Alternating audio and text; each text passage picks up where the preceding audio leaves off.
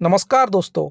आज एपिसोड रे आमे आपन कहवाई चाहूँ जदि आपण कौन म्यूचुअल फंड रे 500 टंका मासक निवेश करुँच एसआईपी मध्यम ताहले म्यूचुअल फंड रो पावर ऑफ कंपाउंडिंग रो मैजिक रे आपण को कौन से ही फंड टी 1 कोटी टंकार एक बड़ फंड तैयारी कर दे पारिबो।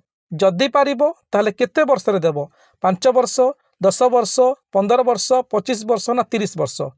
ताहले चलंतु आज एही एपिसोड रे पूरा लाइव कैलकुलेशन सहित देखिबा आ एग्जांपल सहित बुझिबा जे आमको जदि प्रति मासरे 500 टंकार एसआईपी करूचे ताले केते वर्ष रे आमको 1 कोटी टंकार एक बड़ फंड मिल पारिबो। वीडियोटी को आरंभ करिया पूर्वरु आपन को छोटो रिक्वेस्ट, चैनल को नुआ आसीतिले सब्सक्राइब करि नेबे। वीडियोटी भल लागिले गोटे लाइक करबा को बिल्कुल भी भूलिबेनी आ वीडियोटी को संपूर्ण देखिबार प्रयास करंतु ताहले जानि पारिबे संपूर्ण तथ्य। ताहले चलंतु देरी न करी आरंभ करि देबा वीडियोटी को आ जानिबा सही केउ म्यूचुअल फंड जोथिरे कि निवेश कले आमको 1 कोटी टंकार एक बड़ फंड मिल पारिबो जदि आमे 500 टंका प्रति मासरे डिपॉजिट करूचे। एही म्यूचुअल फंड रो नाम हेउची SBI small cap fund direct growth plan. एही फंड टी जेबेठारु लॉन्च होइतिला आज पर्यंत तार इन्वेस्टर मानकू 22.50% इंटरेस्ट दे आसी अछि।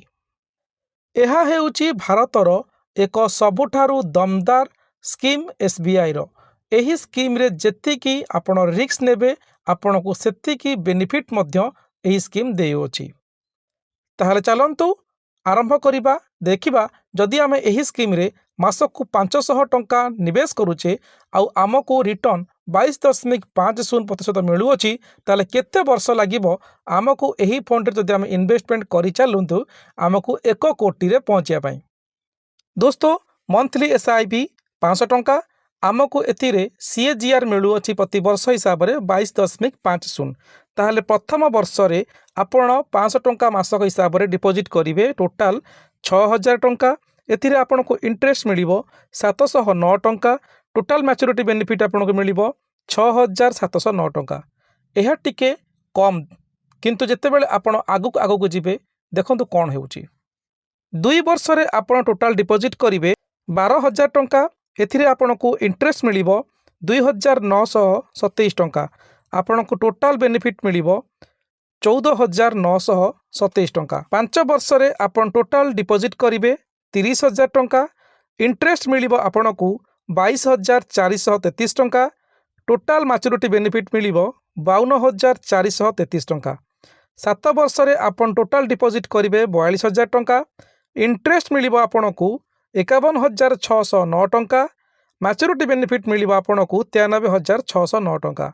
यदि 9 वर्ष पर्यंत आपण एई स्कीम कंटिन्यू करंती ताहले एथिरे आपण टोटल डिपॉजिट करिवे 54000 टंका। एथिरे आपण को इंटरेस्ट मिलिबो 1,01,398 टंका। आपण टोटल मैच्योरिटी बेनिफिट मिलिबो 1,55,398 टंका। यदि 10 वर्ष पर्यंत आपण एहा कंटिन्यू करंती ताल टोटल डिपॉजिट करिवे 60000 टंका। इंटरेस्ट मिलिबो 1,37,071 टंका। आपण टोटल बेनिफिट मिलिबो 1,97,071 टंका। यदि 12 वर्ष पर्यंत कंटिन्यू करंती ताहले आपण टोटल डिपॉजिट करिवे 75000 टंका। एथिरे आपण को इंटरेस्ट मिलिबो 2,38,657 टंका। मैच्योरिटी बेनिफिट मिलिबो 3,10,657 टंका। जदि आपण 15 वर्ष पर्यंत एही स्कीम को कंटिन्यू करंती ताहले एथिरे आपण टोटल डिपॉजिट करिवे 90000 टंका। इंटरेस्ट मिलिबो 5,06,063 टंका।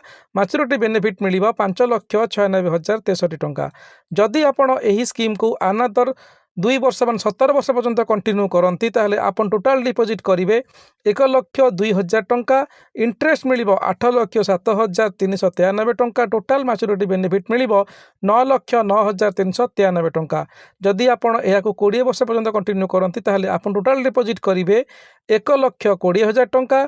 इंटरेस्ट मिलिबो आपण को 15,76,700 टंका। टोटल मैच्योरिटी बेनिफिट मिलिबो 16,96,700 टंका। जदि आपण एही स्कीम को 25 वर्ष पर्यंत कंटिन्यू करंती टोटल डिपॉजिट करिवे 1,50,000 टंका। एथिरे आपण खाली इंटरेस्ट मिलिबो 45,82,861 टंका। मैच्योरिटी बेनिफिट मिलिबो आपण को 47,32,861 टंका।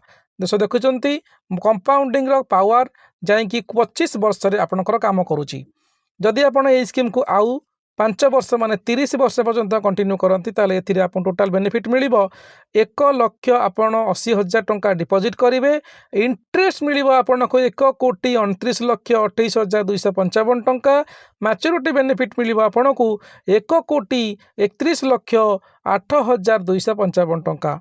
दोस्तों देखिले तो गोटे छोट छोट एमाउंट जदि आप डिपोजिट कर चलुंट कंटिन्यूअसली 30 वर्ष पर्यंत ताहले आपन को यह 1,31,00,000 टंकार पहुँचाई दे पारुची। तेणुक जदि छोट छोट इन्वेस्टमेंट बड़ करने चाहती ताले आपन को एथिपाई समय देवाक पड़ो।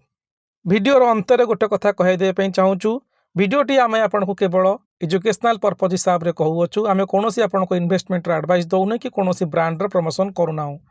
जदि आपण कौन म्यूचुअल फंड रे निवेश करने चाहती निजर फाइनेंशियल एक्सपर्ट एडवाइस अनुजाई निवेश करंतु।